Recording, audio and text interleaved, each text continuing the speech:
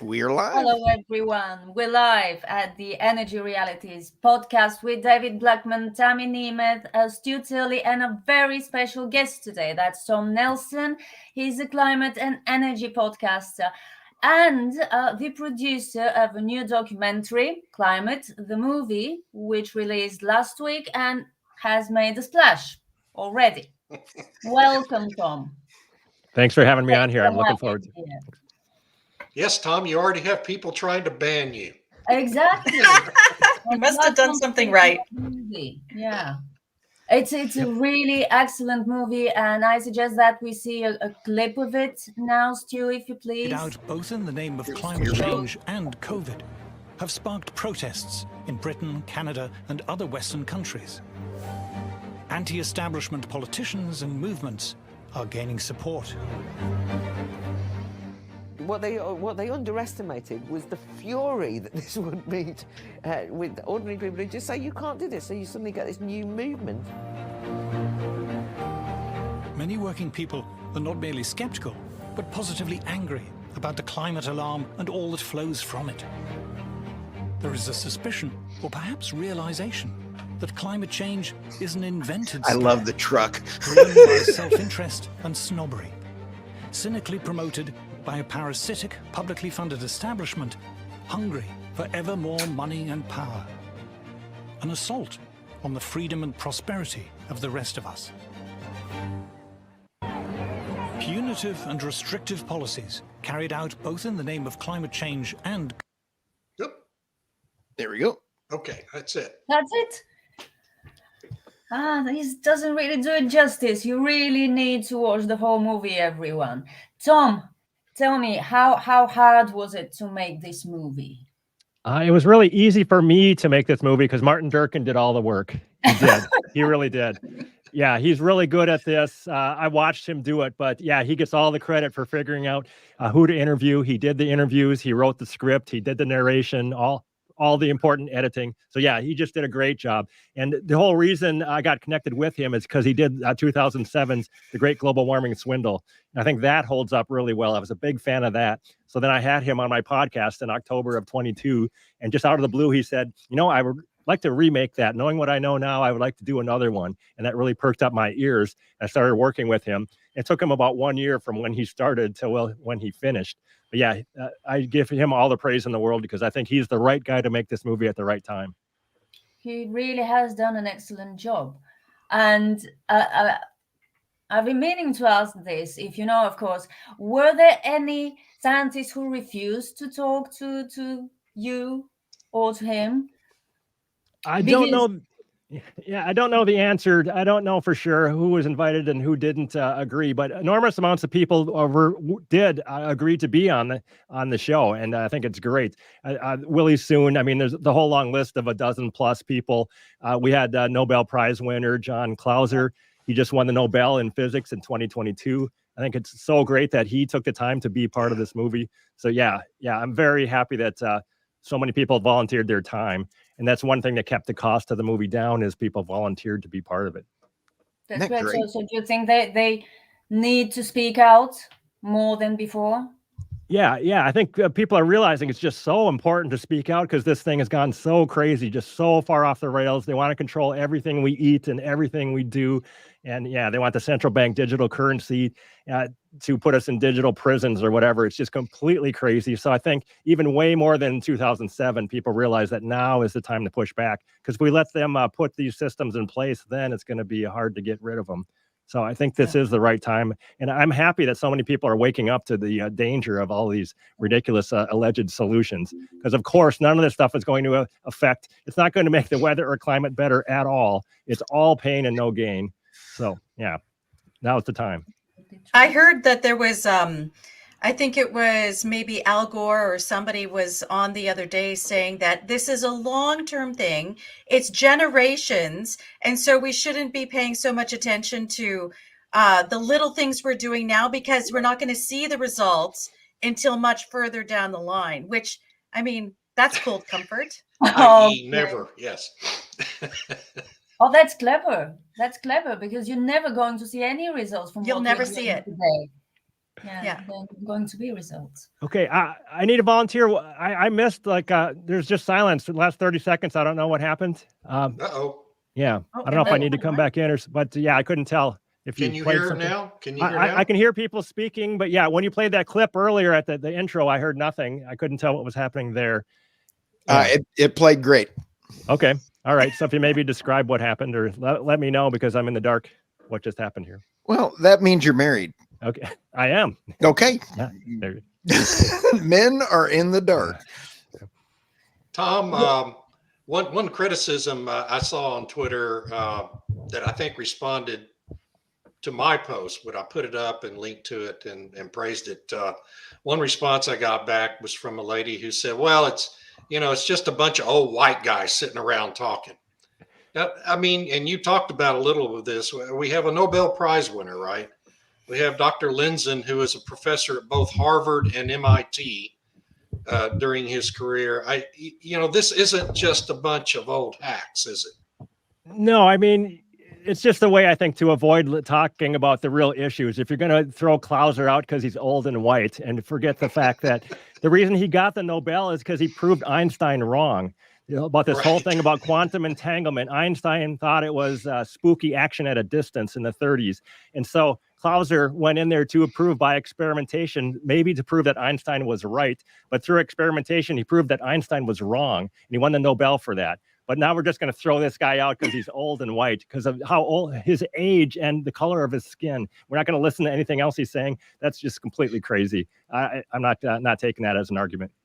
Tom, Is Willie Soon an old white guy? What about Claire Fox? Really? Yeah. There are not enough of them in the movie, I'm sure. Yeah. Well, James Hansen, who they cite all the time, isn't he an old white guy? Again, I'm not hearing anything here, but oh no. Yeah, I'm not. Okay, Yeah. What's going on? I don't know. Maybe it's when Tammy's speaking. I don't know. Yeah, I think it is.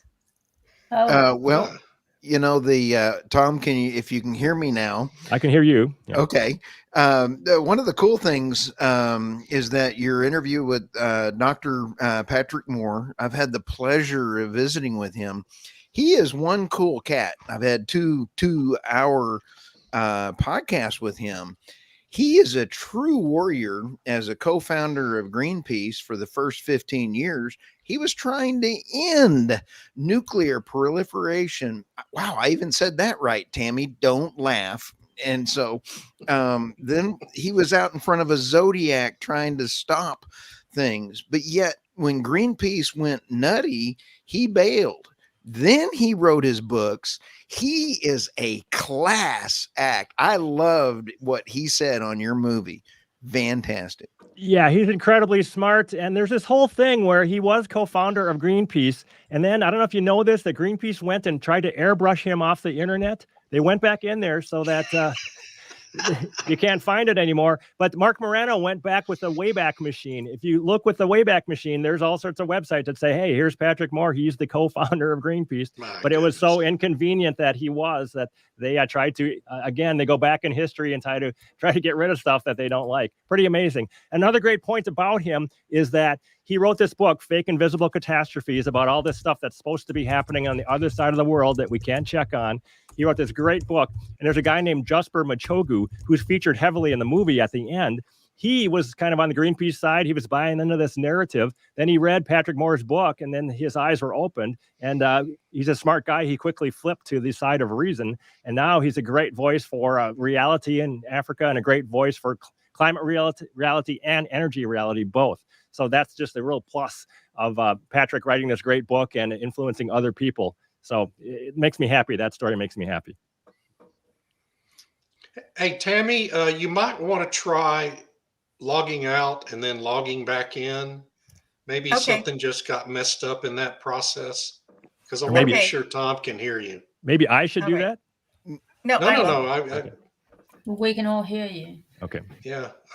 While Tammy's logging out and logging in, I interviewed Fritz Bunning. He is now on the Energy CO2 Coalition with Gregory Wrightstone. I've interviewed Gregory, but Fritz brought up some great points that the hotter, all of the climate alarmisms are being manipulated in the Antarctic. There's like 20 or 30 sensors that he found, and the data is showing, Tom, that it is nuts that data manipulation is going on. And he's got the data to show.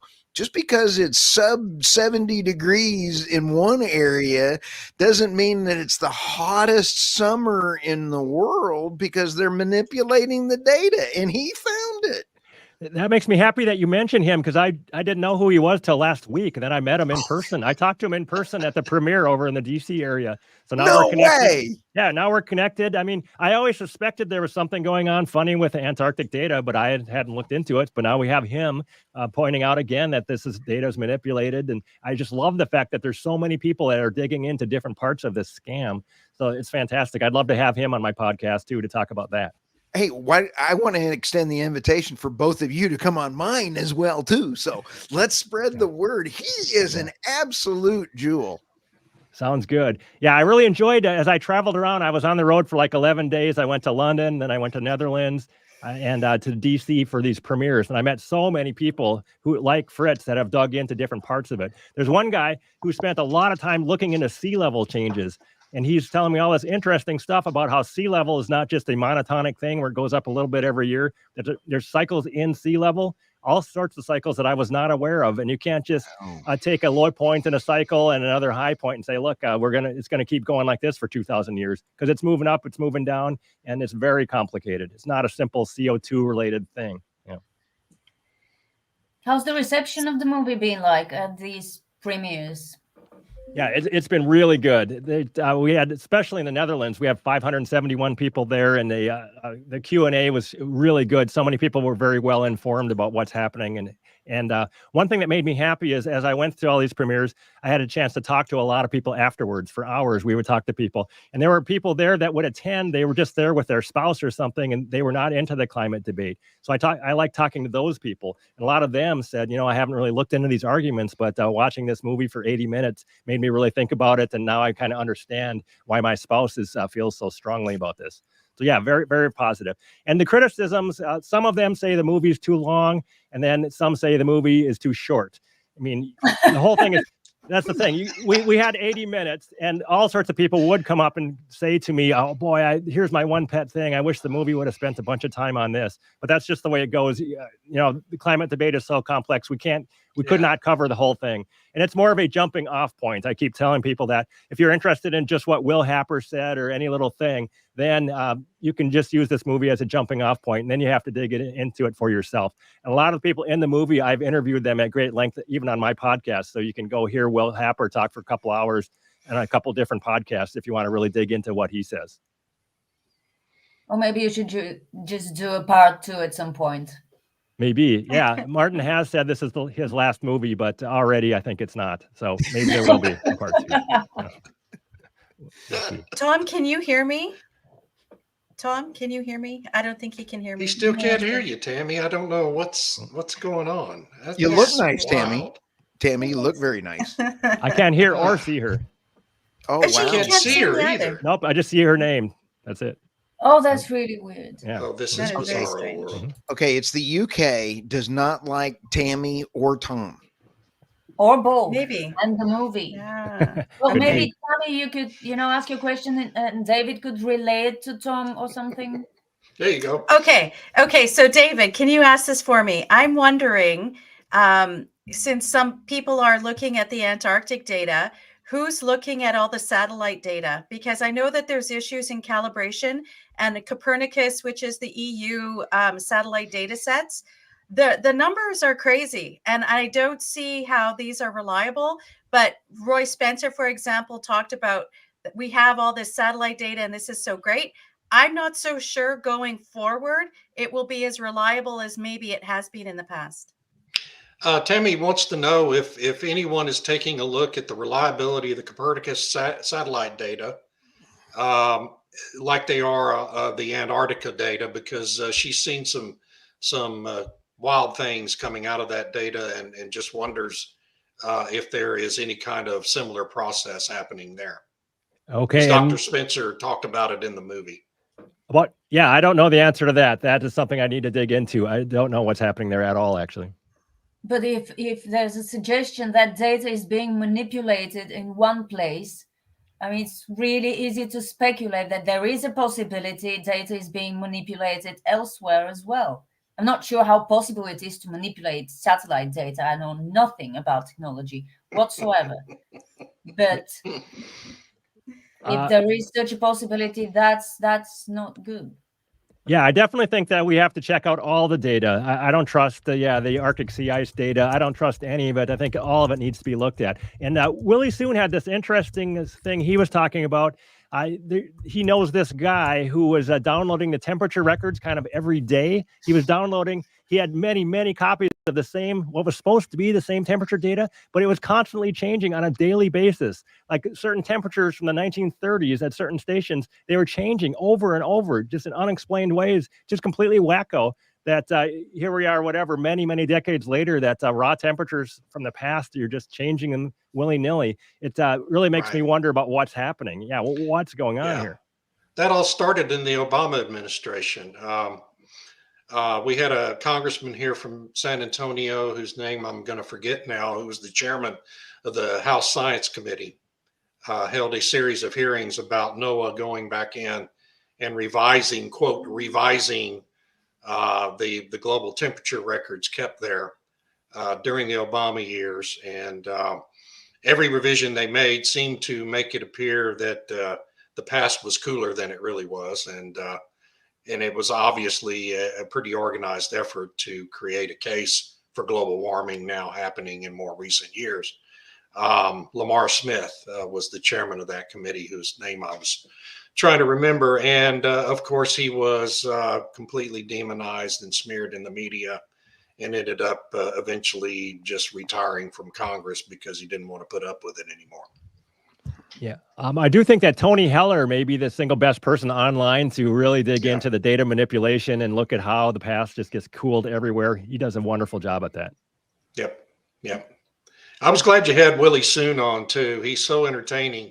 It's good, I think, to have someone like him as a spokesperson for reality, because he is very entertaining and he makes people chuckle when they're listening to him.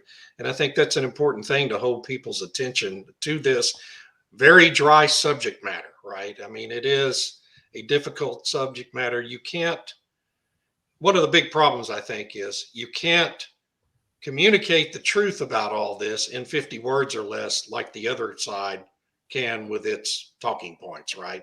I mean, so much of it is about effective messaging. One thing that makes me really happy about this movie, about the 80 minutes, is that there are so many clips out of there, so many 1-minute clips, like just maybe a little more than a minute on the urban heat island, showing the map of Paris and how it can be 5 degrees centigrade warmer in the middle than versus the outskirts.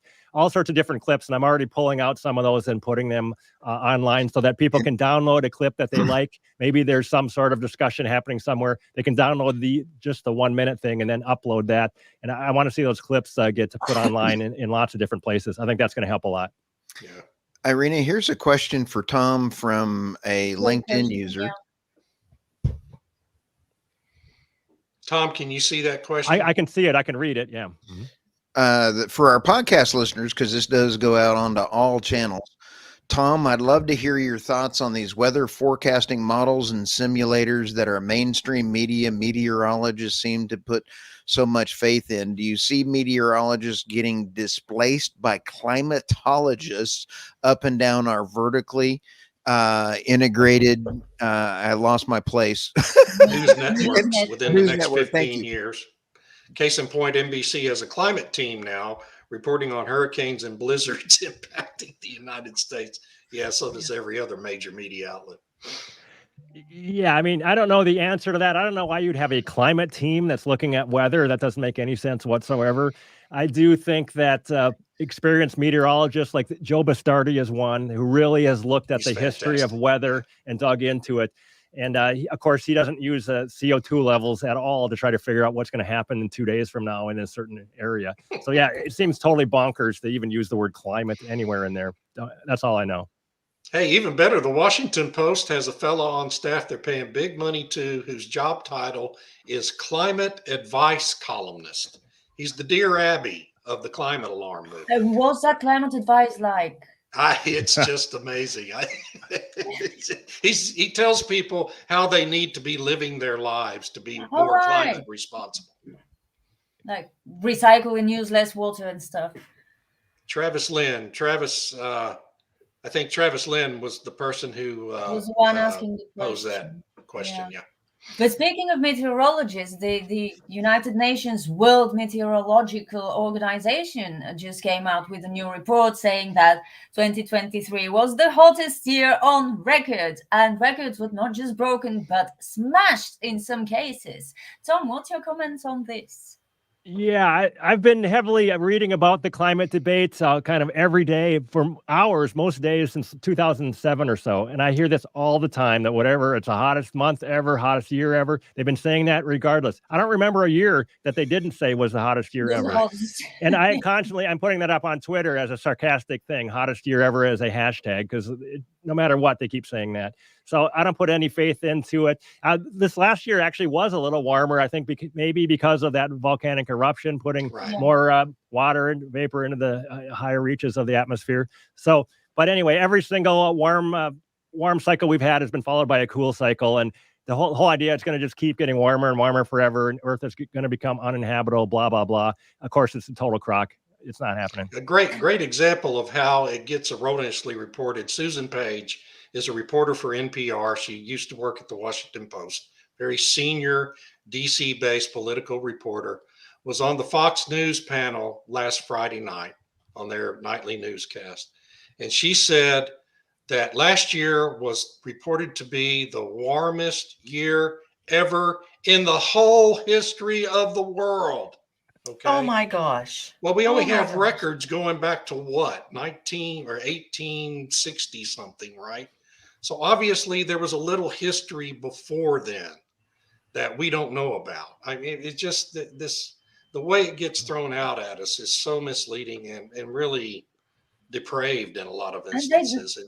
They no longer care if it sounds plausible at all. I mean, we had the head of IRENA saying that wind and solar are the least intermittent of energy sources. He said it in all seriousness at an event, at a public event, and I don't think anyone challenged him. You're right. No one challenges. Right. That's the biggest problem. Nobody challenges. Okay, Tammy's back. Let's see if you can hear her now. Can you hear me now, Tom? No, you still can't. You can't hear or see. Okay. This is discrimination. Yeah, it's discrimination. What? I hate technology. But at least you still look nice, Tammy. But he can't see it either. You can't see her either. Can't see it.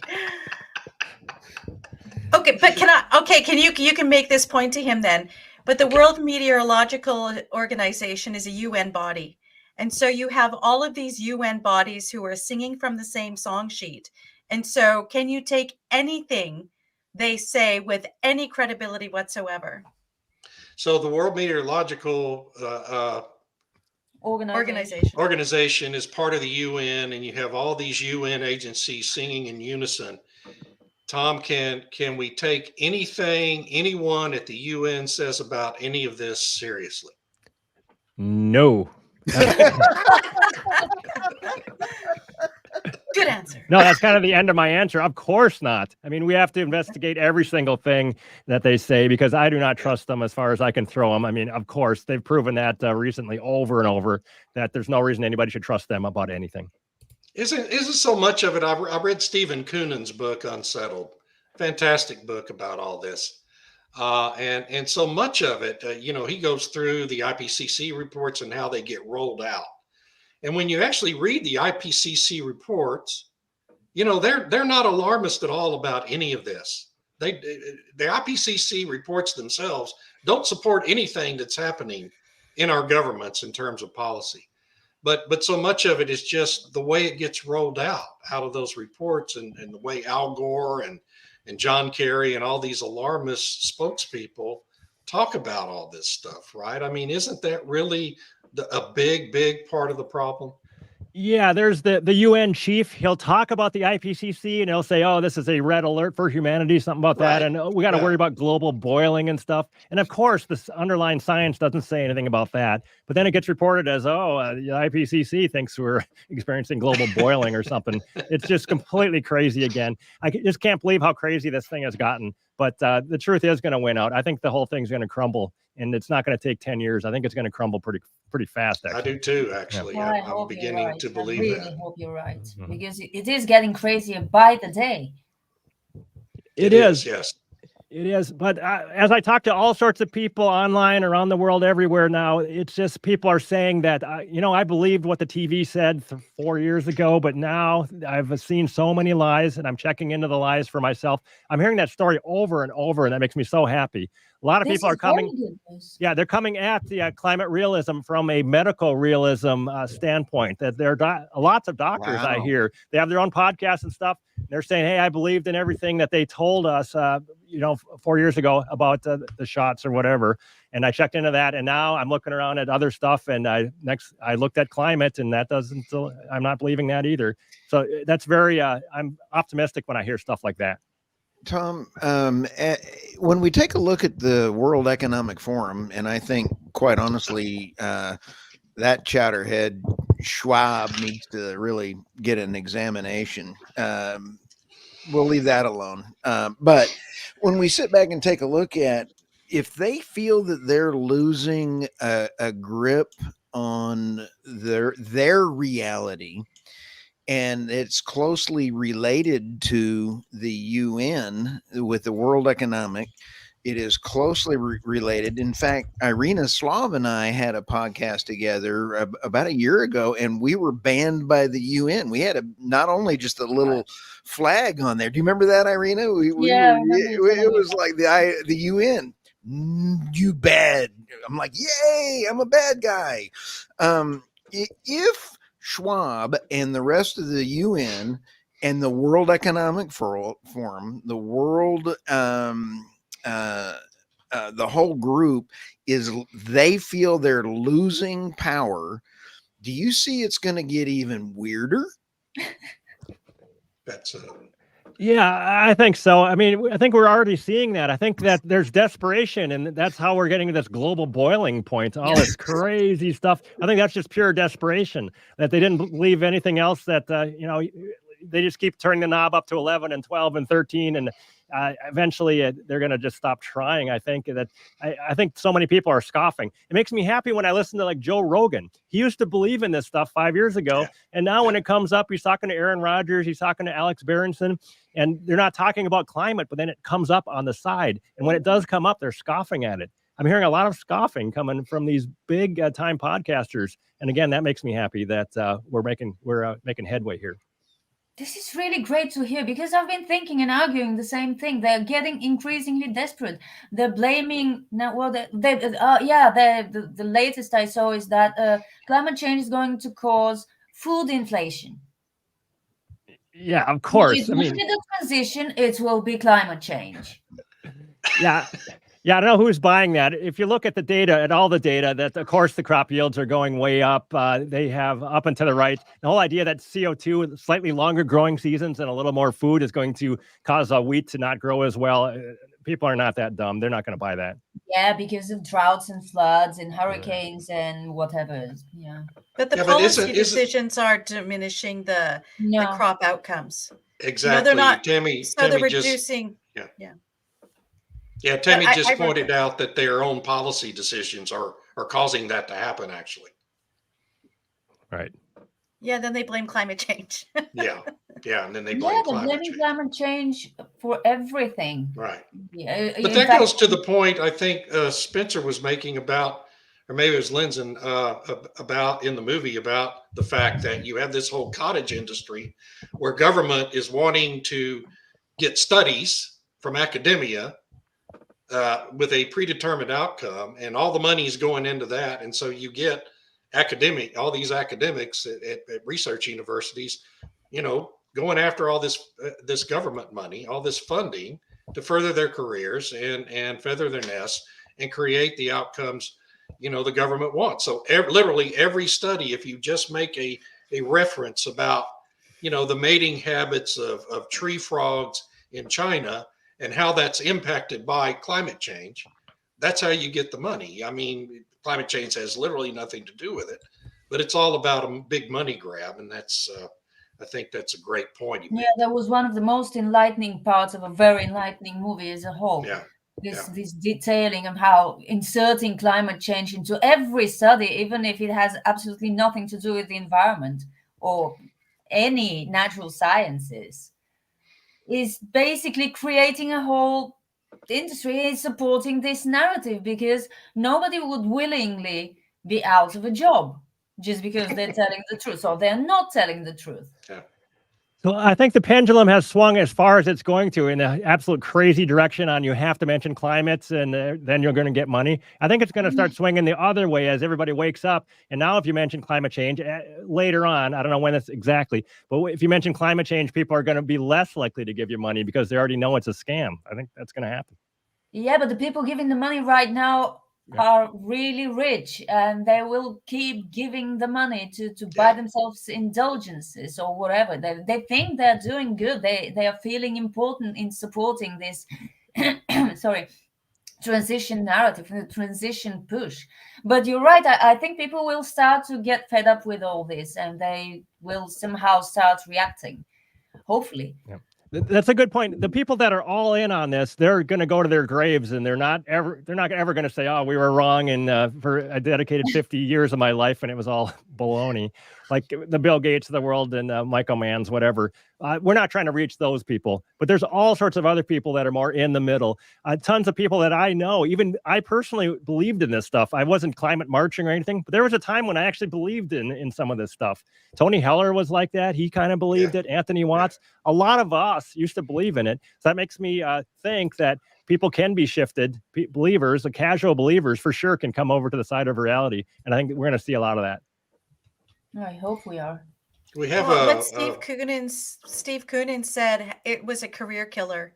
I believe it still is a career killer in academic institutions. And so unless you get rid of that layer of people who are controlling the purse strings, who are the advisors, who are pushing their students in that direction, I don't see a fundamental change happening for, unfortunately, a bit of a time length there. Yeah, Tammy just said that it's been a career killer. It still is a career killer. And until you change the people controlling the purse strings, you can't have a sea change in this, right? Because as long as the money's there to push things in one direction, you're not ever going to really be able to start rolling this stuff back. Yeah, I do think there are people like Cooney who teaches his students actual facts. He's not teaching them the. But how long can he keep his job doing that? I don't know. That's a very good question. It's interesting that Coonan is able to keep his job doing that. And there's a guy that's been on my podcast a couple times, Dave Collum.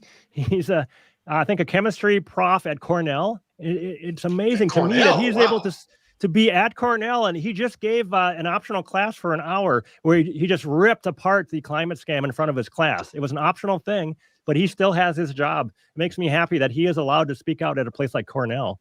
Well, I bet he and Robert Howarth are not good buddies. We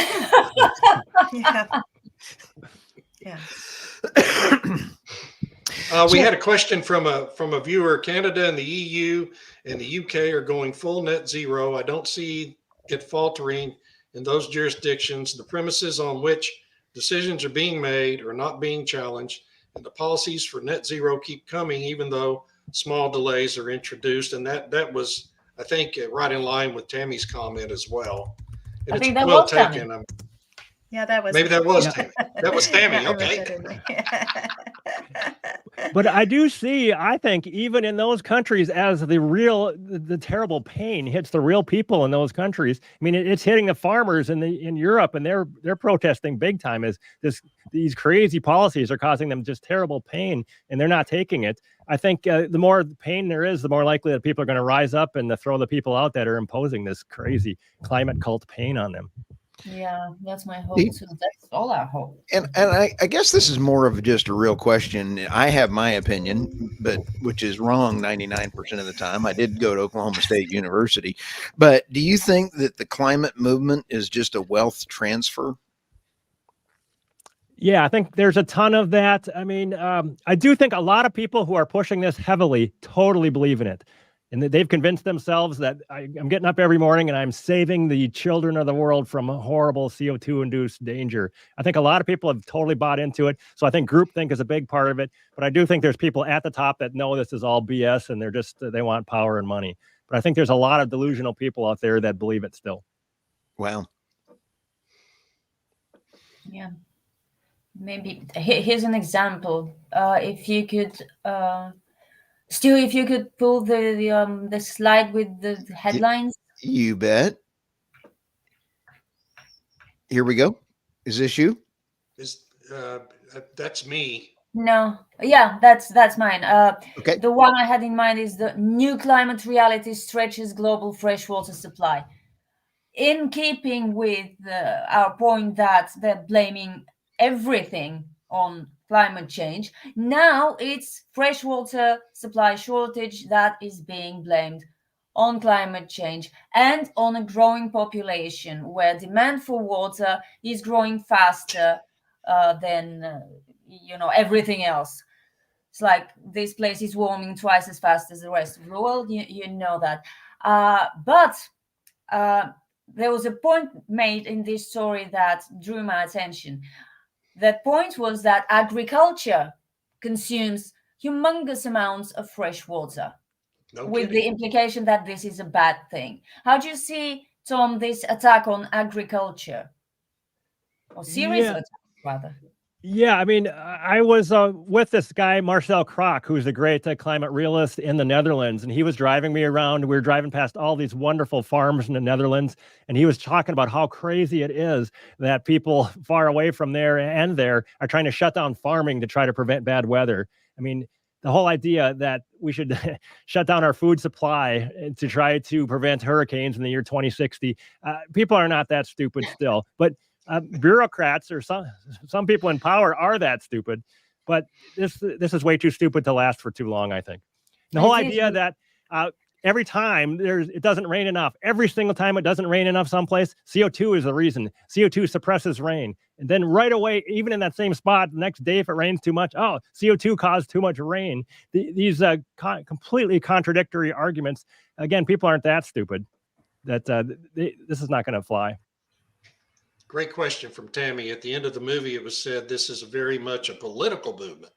To what end, in your opinion? The first question asked is usually, do you believe in climate change? That is a politically loaded question, is it not? And that's for you, Tom. Yeah, I do think, I don't know if it's really a blue versus red thing, but it's definitely insanity versus sanity, and it's big government control versus freedom. I think it's those two.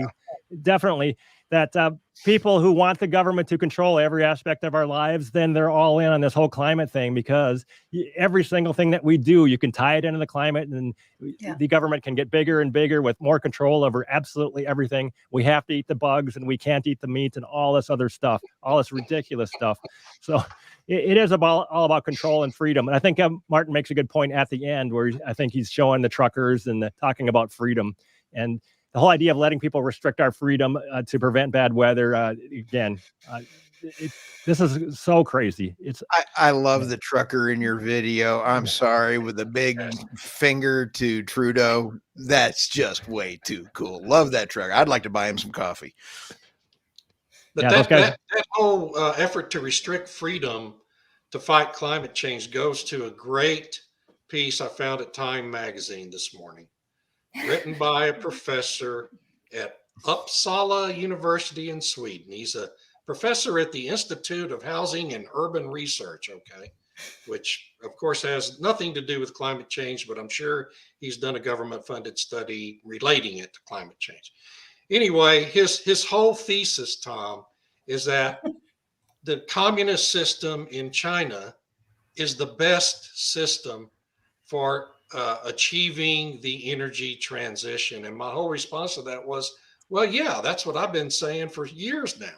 And that's why, isn't that why every solution we see in America or Europe or anywhere else advances the cause of brutal socialism, right? It's all command and control, regulation posed as the solutions to every climate issue. So what the net effect is it not? We're moving Western governments further and further into a Chinese communist style of system to fight climate change. Isn't that right? Yeah, that's it. You said it very well. I wouldn't improve on what you said there. That is what's happening. That we're trying to prevent bad weather, and the solution is communism. You see all sorts of memes that say things like that, and yeah, that hits the nail right on the head. That's what it is. Yeah, so he's right. I mean, he's absolutely right about that for all the wrong reasons. But meanwhile, oil demand continues to rise. Right, exactly. For everything. How do you explain this, Tom, after all these efforts being put into moving away from hydrocarbons, and because they're dirty and bad and release CO2? Oil demand keeps rising, even with all these people buying into the transition narrative. Yeah, that's a huge point, and it shows that they're not really buying into it. They say they're buying into it, but almost nobody, even the people who are rabid warmists, even they can't be bothered to actually behave as if they believe in it. There's a guy named Matthew Capucci. He's on Twitter. I don't know if you've seen this guy. He's a young warmist, and he's just constantly talking about both that CO2 is going to kind of kill us all, and about how fun it is to jump on a plane and go on a long-haul flight on the weekends. He's doing both of those things all the time. So all these people, as I travel around to Europe, and all the airports are packed, and all the planes are packed. People are just they're using hydrocarbon energy because it's so great. They can't be inconvenienced themselves. It's all about inconveniencing other people, and maybe the elites don't want the little people cluttering up the airports and all that stuff. It's all about forcing a pain on everyone else and leaving the pleasure or the wealth to yourself. It's all about that. Yeah. So we have a question from SRB. Tom, have you investigated the involvement of state funding of climate NGOs, Russia, Qatar, China? Oh, from Russia, Qatar, and China. Well, yeah. Have you done that, Tom? I've just heard the same rumors probably as everybody else, but I have not investigated it. I don't know the answer to that. I would not be surprised at all, but I don't know any details. Putin has admitted in public statements to partially funding the whole anti-fracking movement beginning in 2008 to try to kill off the U.S. shale industry, which he views as counter to Russian interests. So, I mean, we know some of that has happened. I have heard people saying that, like the people who are throwing soup on paintings and gluing themselves to stuff and blocking traffic, that some of them are just paid by the day to do that stuff. I don't know if that's true, but that, again, would not surprise me. I think we're seeing a loss of patience with those people, aren't we? I think we are. I mean, there's a good sequence in the movie where it happened maybe a couple years ago where there's somebody on top of a tube or a train, and the working people just want to get to their jobs. So they just drag the guy off so that they can get to their jobs. I love that. And also people like Just Stop Oil or whatever, they're blocking the road so people can't get to work. I think it's a war on the working class, and I like to see the working class fight back. And when those scenes were shown in some of the premieres, people in the audience were clapping, because people like to see this fight back. We got to fight back, and we can't let these people keep us from doing our jobs. And we got to make a living still. We can't let the crazy people stop us. On top of the train, that was Just Stop Oil in the UK. Yeah, Tammy says that was the Just Stop Oil people in the UK. Oh, when they pulled that guy off the roof of the train. Off the train. Yeah, that was great. That was brilliant. Yeah. From Tammy. God, Tammy, I'm so sorry this is happening. Sorry. It's difficult to trace the funds. They get moved around a lot from one group to another to another. Yeah, money loses its character. It's like the Biden family strategy as well. Money loses its character was the conclusion from a forensic audit of NGOs in Canada. Yeah, hide the money laundering, I think. But we have all the billionaires pretty openly financing Just Stop Oil and similar groups, and they're probably proud of themselves. They are. Yeah. Yeah. I've seen some stuff about the Hollywood types. The guy that did Maybe Don't Look Up, he is behind a group that's funding climate defiance. And climate defiance, those are the people in the U.S. that when like Senator maybe Manchin's trying to talk, they're getting right into his face and swearing right into his face and stuff like that. They're just doing all this stuff and getting away with it. But they are financed by Hollywood. I saw articles that said, yep, we're financing these people. So I don't know why we're letting these people get away with it. When they barge into places and stop speakers from speaking, I think we cannot allow them to do that. Yeah. Yeah. They do it all the time, and they have been since like Occupy Wall Street. Yeah, Tammy makes the point that they do it all the time, and they've been doing it since the Occupy Wall Street movement started up in the early Obama years, 2008, 2009, which is absolutely right. I think that's true. I think a lot of these movements are kind of supported by the police, or at least the police kind of stand by and let them do stuff, let them do illegal stuff because of stuff. Yeah, and the people at the museums where they're defacing the art, they're the only way they can do that. They're bringing cans of soup in or cans of spray paint into a museum that has X-ray machines and all sorts of security to enter. They have to be getting the willing cooperation of the people who manage those art galleries and museums to be able to do that. Are you saying there's conspiracy theories? It's no longer. It's not a conspiracy. Is not a theory if it's standing in front of you, slapping your stupid face. You know what the difference between a conspiracy and a theory is now? 3 to 6 months. About a week. Things are happening faster these days. Yeah. It's about a week. Don't you agree, Tom? I 100% agree. Yeah. All right, where we go next?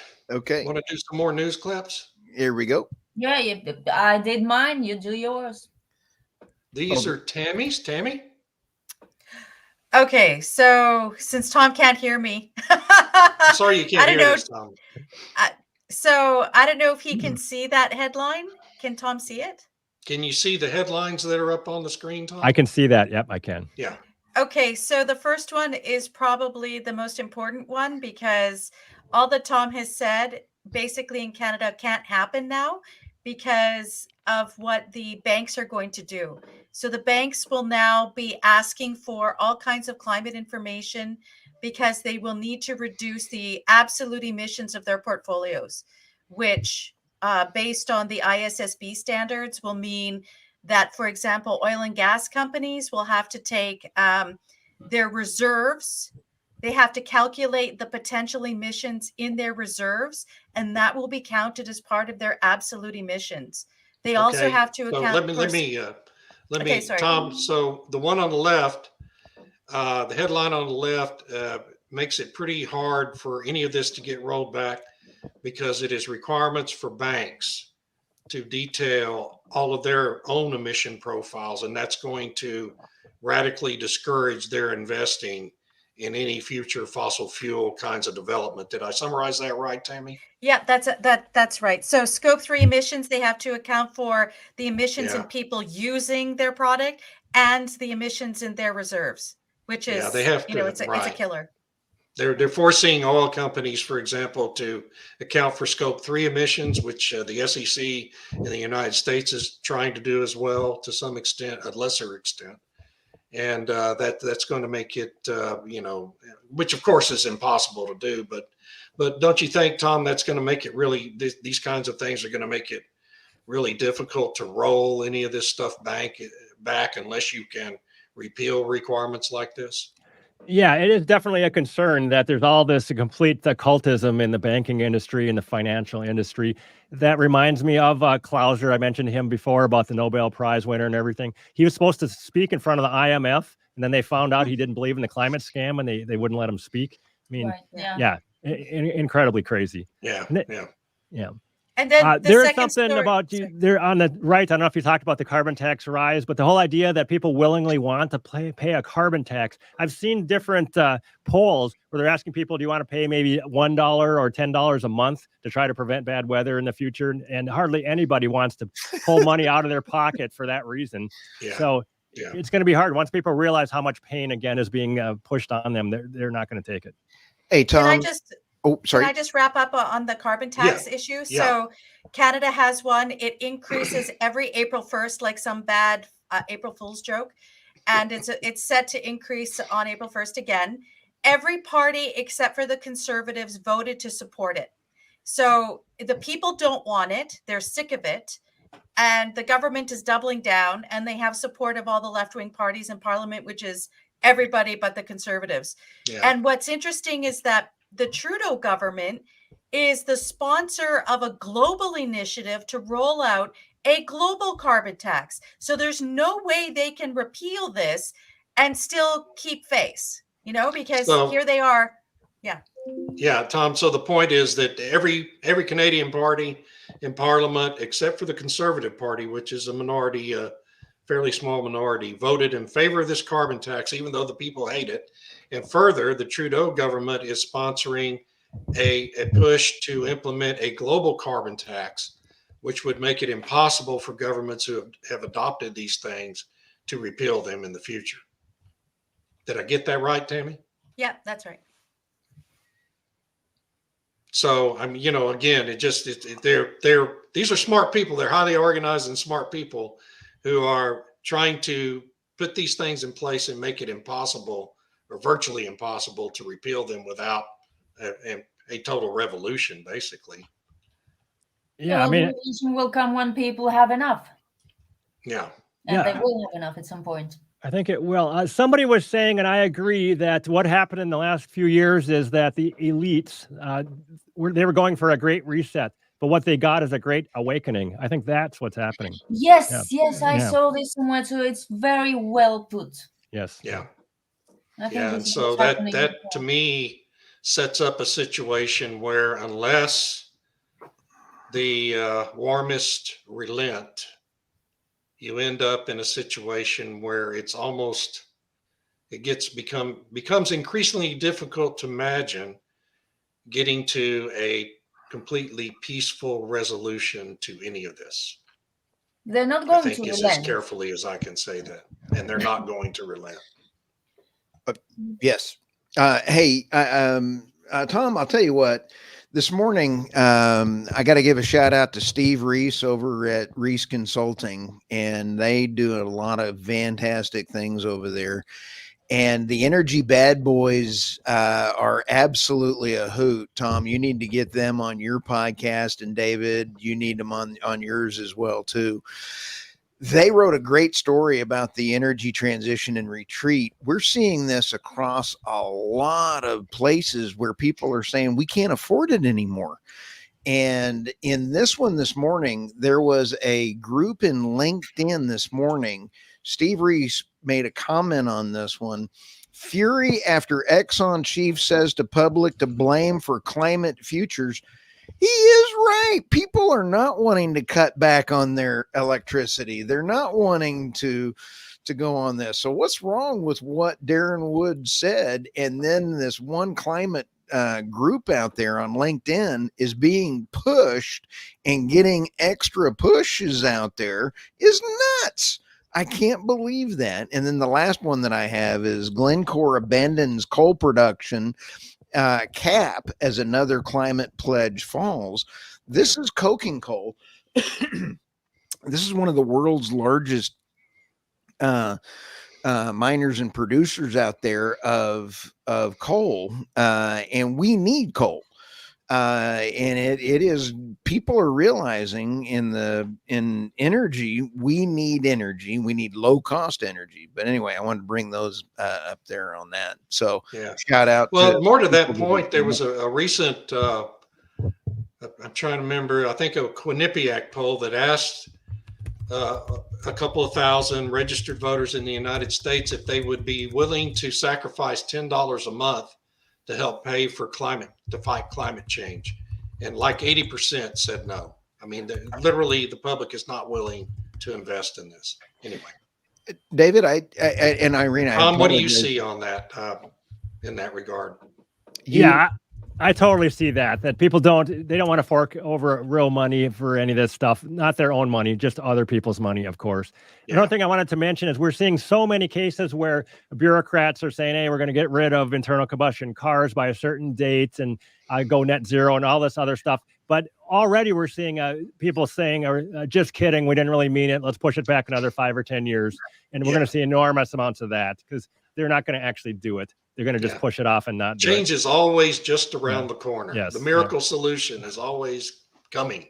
Yeah. That was Never in Tom Friedman's book. I thought that was interesting. I read his, what was it?